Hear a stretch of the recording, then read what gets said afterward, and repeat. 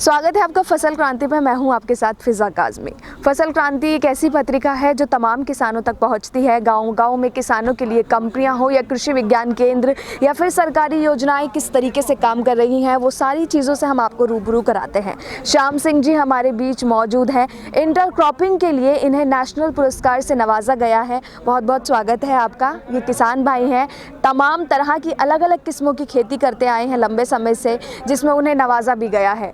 तो पहला सवाल आपसे यही रहेगा हमारा, किस तरह से आप कौन कौन सी क्रॉप की फसल करी है आपने और क्या कुछ खासियत रही है? मैंने गन्ने के साथ में प्याज और लहसुन की खेती की है, जिसमें बहुत बड़ा लहसुन में गन्ने में बहुत बड़ा लहसुन से ज़्यादा गन्ने से ज़्यादा लहसुन में प्रॉफिट होता है। उसके बाद में मैंने ग्लैडलेस की फ्लावर की खेती की है, उसका भी मार्केट रेट बहुत अच्छा है। उसमें जितने गन्ने में पैदावार होती है इतनी ही उसमें इनकम उसमें ग्लैडलेस में हो जाती है।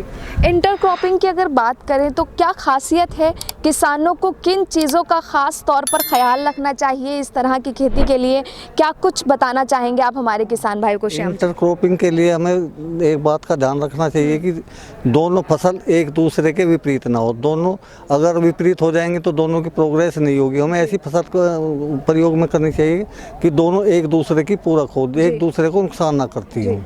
इसलिए गन्ने की के साथ लहसुन की बुआई करते हैं तो दोनों का टाइम एक फिक्स होता है। तब तक गन्ना प्रोग्रेस नहीं करता, लहसुन हमारा घर आ जाता है, उसके बाद में ही गन्ना प्रोग्रेस करता है। ग्लैडलेस में भी यही है। गन्ना ग्लैडलेस में अगर बसंत शीतकालीन गन्ने की खेती करते हो तो उसमें नवंबर में ग्लैडलेस लग जाता है और उसमें फरवरी मार्च तक वो ख़त्म हो जाता है।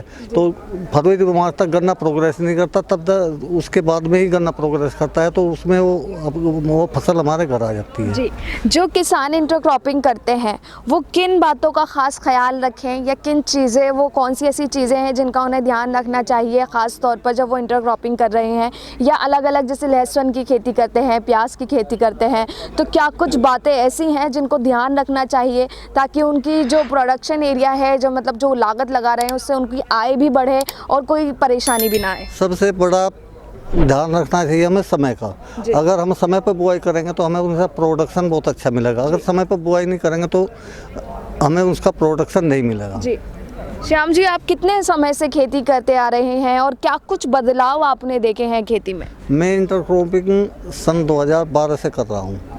वो मैं अलग अलग किया, मैंने सरसों के साथ में भी की है, गेहूं के साथ में भी की है, उड़द के साथ में भी की है, लेकिन मुझे इतना प्रॉफिट किसी भी फसल में नहीं मिला जितना लहसुन और ग्लैडलेस में मिला है। जी, बहुत बहुत शुक्रिया हमारे तमाम सवालों के जवाब देने के लिए। तो ये थे बागपत खेकड़ा से ही श्याम जी, जो लंबे समय से खेती करते आ रहे हैं, चाहे वो प्याज, लहसुन या सरसों की हो, और इंटरक्रॉपिंग में उन्हें नेशनल अवार्ड्स भी नवाजा गया है। ऐसे ही तमाम सक्सेसफुल फार्मर्स कहेंगे जिन्हें हम तमाम तरह के वो कृषि में नई तकनीक के साथ आगे बढ़ रहे हैं और अपना नाम बना रहे हैं और कृषि क्षेत्र को एक अलग ऊंचाइयों पर लेके जा रहे हैं। कृषि से संबंधित और भी तमाम जानकारियां आप तक ऐसे ही पहुंचाते रहेंगे। आप जुड़े रहिए फसल क्रांति के साथ।